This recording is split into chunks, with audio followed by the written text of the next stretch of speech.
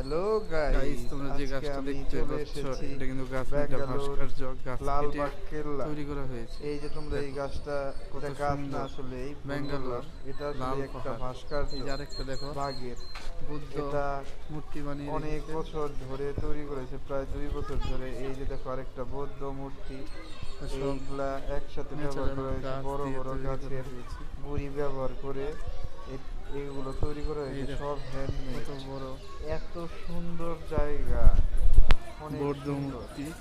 বেঙ্গালুরুর এই এটা পার্কটা, কিন্তু একটা বৌদ্ধ লালবাগ মূর্তি কেল্লা, তৈরি করা হয়েছে গাছ সামনে কেটে। আরো দুই একটা দাঁড়াও, আর এই যে ভাস্কর্য আরেকটা আছে, দেখো, এটাও গাছ তোমাদের কেটে তৈরি দেখাচ্ছি, করা দাঁড়াও। হয়েছে। এই যে এই দেখো আরেকটা দেখো বাঘ ভাস্কর্য, বানানো এটা হয়েছে। বাঘ, বাঘের ভাস্কর্য দেখো।